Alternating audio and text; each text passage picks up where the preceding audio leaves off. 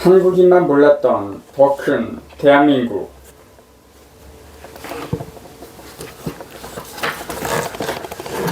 한국의 미래를 보장하려면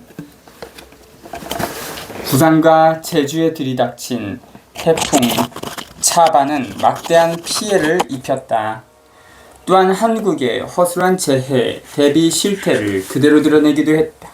과학자들은 향후 30년간 바다의 수온이 상승하면서 점차 이런 대규모 기상이변이 빈번할 것으로 예측하고 있다.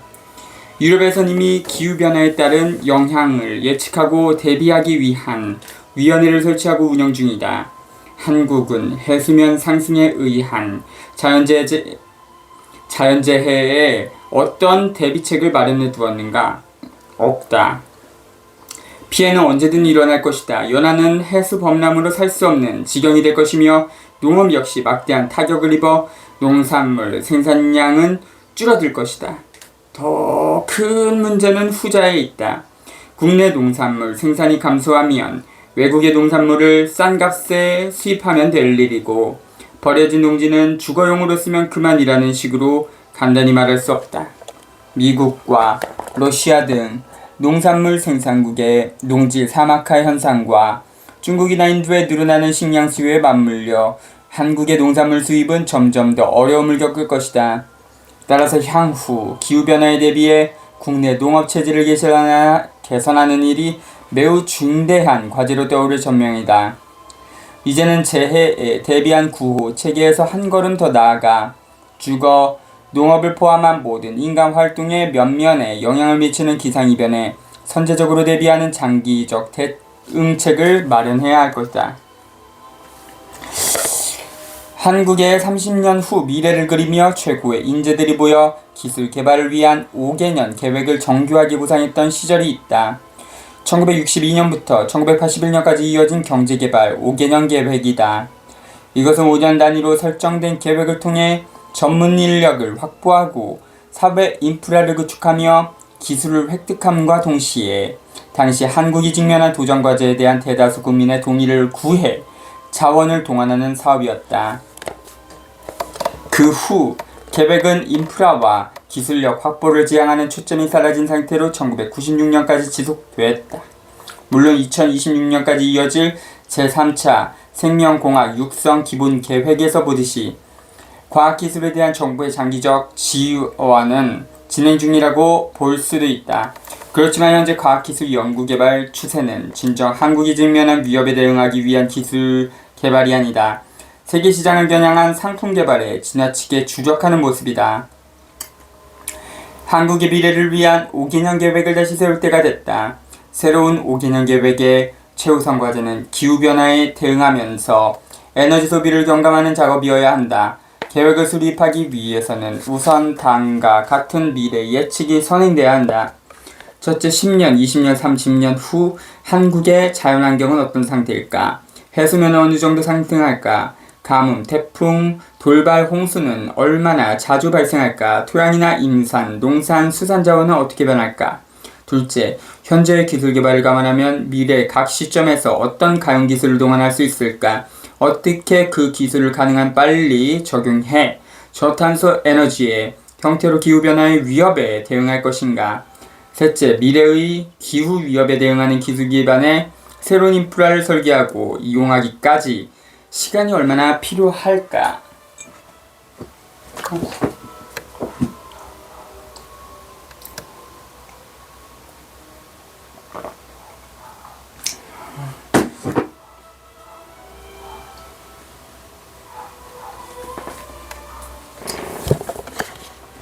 이러한 예측에 기반한 계획을 구체화하면 다음과 같을 것이다. 첫 번째 5개년 계획은 우선 2021년까지 모든 건물에 태양광 패널을 설치하고 적절한 단열 처리를 의무화해야 한다. 산업계, 학계 및 정부가 함께 진행할 이 계획은 기술 문제나 상업화 문제뿐 아니라 지역 주민의 참여를 보장하도록 시민교육을 병행해야 한다. 초대형 태풍과 해수면 상승에 대비해 산림, 해양, 농지 보호 계획 역시 개별적으로 수립 실행돼야 한다. 경제개발 계획의 목표가 수출용 상품을 개발하는 것이 되어서는 안 된다. 기후변화의 위협으로부터 국가를 보호하는 것이 주된 목표가 되어야 한다. 해수면 상승과 온난화의 위협에 대한 대비는 국가 안보 차원에서 상업적 이해관계를 넘어서는 기획이어야 한다. 이런 기획을 위한 재원은 가능한 국내에서 마련해야 한다. 재원은 투기나 단기적 투자가 아니라 기후변화에 대한 국가 차원의 대응에 필요한 구체적인 수요를 위한 투입돼야 한다. 기후변화라는 압도적인 위협에 직면하고도 조선업, 자동차 산업, 철강 산업, 석유, 화학, 공업 등의 산업이 한국의 미래를 보장해 줄 것이라는 기대는 접어야 한다. 기후변화의 장기적인 안목으로 대응하기 위해 정부는 유용한 기술을 사회 구조의 수요에 맞추고 전시 경제에 준하는 기획과 실천을 통해 용기와 지도력을 보여줘야 한다.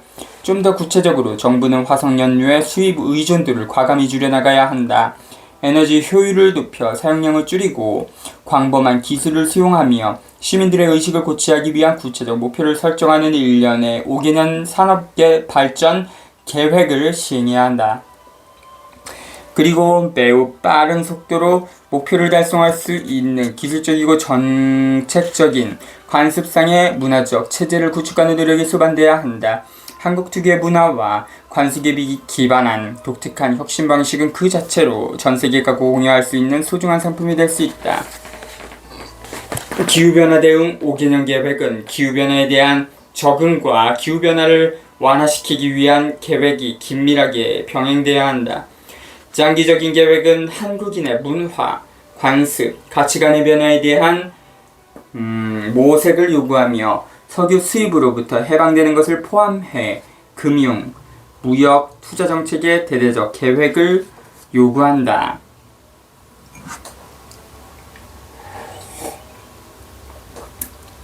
미래의 한국은 무엇을 수출할 것인가?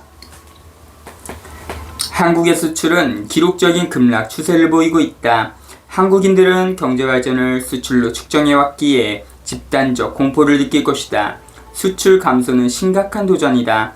그러나 같은 산업에 더 많은 투자를 하는 것이 과연 적절한 해결책인가? 근본적인 전략 수정이 필요하지 않을까? 엄청난 속도의 기술 발전으로 세상은 빠르게 변화하고 있다. 최근 나는 국회에서 개최된 대한민국의 미래라는 주제의 세미나에 패널로 참가했다. 국제미래학회 이남식 회장은 이렇게 말했다. 세계 최대 택시 회사인 우버에는 택시가 없다. 세계 최고의 미디어 그룹인 페이스북은 아무런 컨텐츠도 만들지 않는다.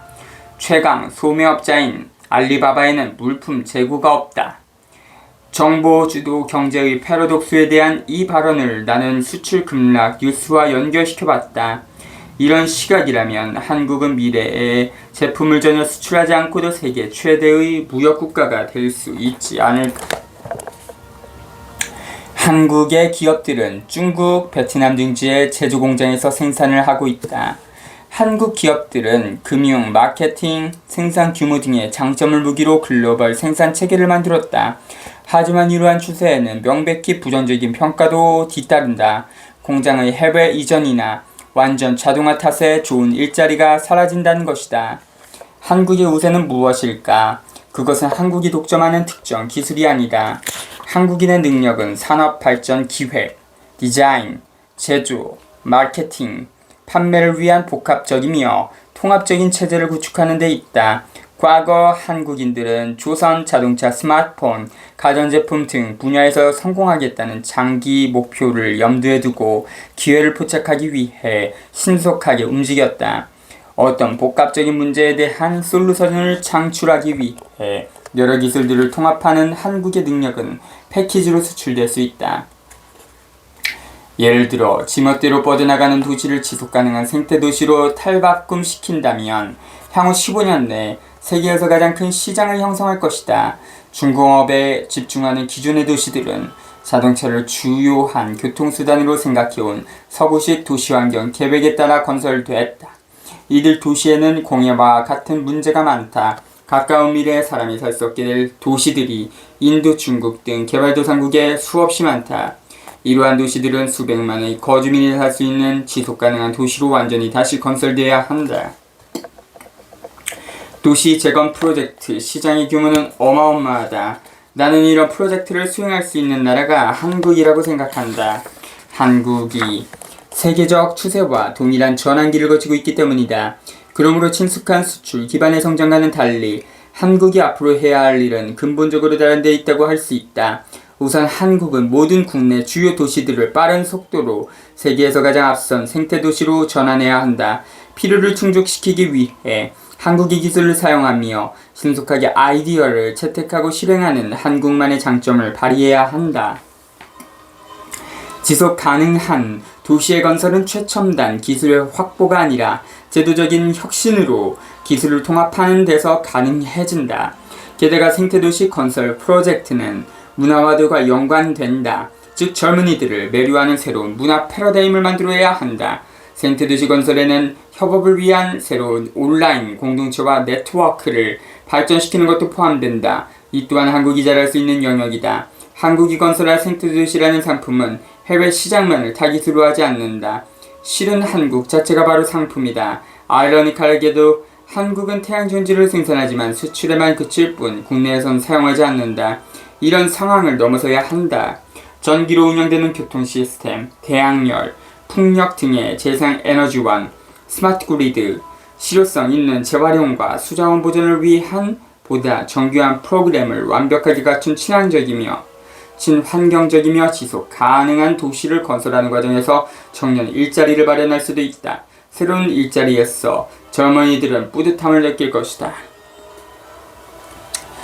궁극적으로 산업도시를 생태도시로 탈바꿈시키는 기술 자체가 상품이다. 각 지역 차원에서 국내 기업들과 힘을 합쳐 생태도시 건설 패키지를 해외에 판매할 수도 있다. 예컨대 한국은 강력한 기술, 행정, 문화 노하우의 결합으로 인도에 있는 어느 도시를 신속하게 생태도시로 탈바꿈시킬 수도 있을 것이다. 물론 한국은 미래 시장을 예측해야 이런 전략을 수용할 수 있다. 또 미래의 수요에 부응하려면 장기적인 계획으로 대비해야 한다. 아주 묘한 이야기이지만 생태도시에 대한 비전은 한국인들이 1960년대에 했던 것과 결코 동떨어진 게 아니다. 그때 한국인들은 마을과 논밭을 바라보며 철강, 자동차, 석유, 화학, 제품 제조에 거인이 된 한국을 상상했다. 지금이 그런 꿈을 다시 꿔야 할 때다. 그때와 지금의 차이는 방향이 다를 뿐이다. 한국의 산업, 매너리즘 위기에 빠지다.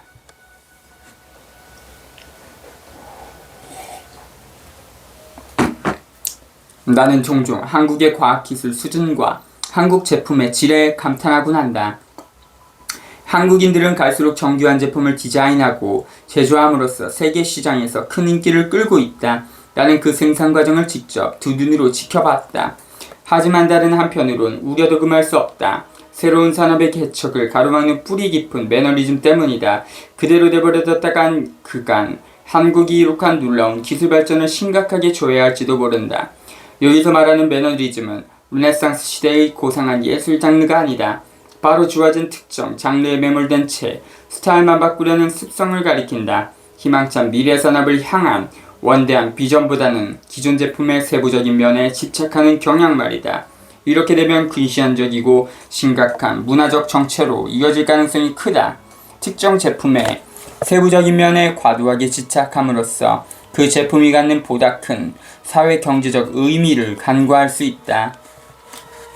산업 디자인 분야에서 나타나는 새로운 형태의 매너리즘은 스마트폰에서 쉽게 찾을 수 있다.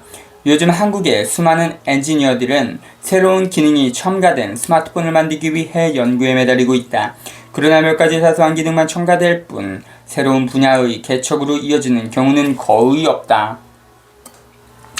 예를 들면 시중에는 화면이 휘어지거나 사용자의 손이나 눈의 움직임에 따라 반응하는 광학 센서가 부착된 스마트폰이 실시됐다. 자동차의 경우 NBS, 소음 진동 경고성 분석 기법을 통해 운전자의 승차감이 좋아지고 엔진의 효율성이 높아지며 충돌 시 차 셰시의 충격을 크게 줄이는 상품도 나왔다. 편리성 향상에 초점을 맞춘 이 모든 노력을 10분 인정한다. 그러나 이런 종류의 혁신은 스마트폰이건 자동차건 모든 제품이 영원히 생산될 것이란 전제 아래 이뤄지는 세부적 변형에 불과하다. 한때 한국에는 자동차나 스마트폰이 없었다. 그렇다면 미래 어느 시점에 자동차나 스마트폰을 더 이상 쓰지 않을 가능성도 부인하기 어렵다. 그뿐 아니라 기존의 스마트폰이나 자동차 기술을 이용한 전혀 다른 제품과 서비스가 생길 수도 있다. 생태학적으로나 문화적으로 보다 더 건전하고 수익성 높은 제품들 말이다. 한국은 섬유산업을 발판으로 자동차 산업에 뛰어들었다. 그때 한국은 섬유산업이 계속해서 한국의 주요 산업으로 남으리라는 생각을 하지 않았을 것이다. 이처럼 한국이 경제적으로 성공할 수 있었던 것은 다가올 미래를 신속하게 내다보고 재빨리 새로운 산업을 준비하는 능력이 있었기 때문이다. 지금까지 이런 능력 덕분에 대단한 성공을 가져왔다. 새로운 수요에 대응해 줄기차게 미제의 영역으로 나아갈 때 새로운 산업의 발전이 비로소 가능해진다. 특히 요즘 세계는 급격히 변하고 있다. 패러다임이 완전히 달라지고 있다. 더 이상 한국의 성공 신화가 먹힐 것이란 보장도 없다.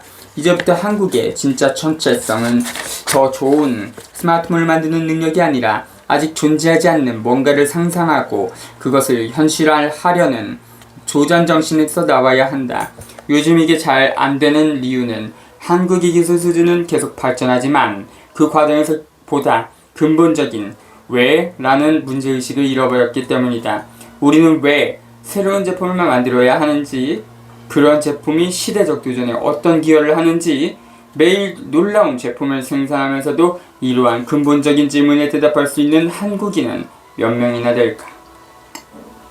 이는 학문적 차원의 문제가 아니다. 한국은 지구온난화와 급속한 고령화로 엄청난 도전에 직면하게 될 것이다. 이런 문제를 해결하려면 혁신적인 신기술이 필요하다. 또한 삶의 양식과 도시 공간을 획기적으로 바꿀 방법을 모색해야 한다. 한국은 이미 기존의 기술과 생산, 공정을 거의 완성한 단계나 다름없다. 이젠 새로운 제품 개발뿐 아니라 삶의 방식을 송두리째 바꿀 혁신적인 시스템과 철학의 선두주자가 돼야 한다. 철도가 19세기를 바꾸고 고속도로가 20세기를 변화시켰다면 21세기는 무엇이 게임 체인저가 될 수 있을까? 그 대답은 불행히도 교과서에 나와 있지 않다. 답은 오직 모든 도전을 미리 꿰뚫어보는 상상력과 이를 실현하기 위해 기존 기술을 활용하는 능력에서만 나온다. 18.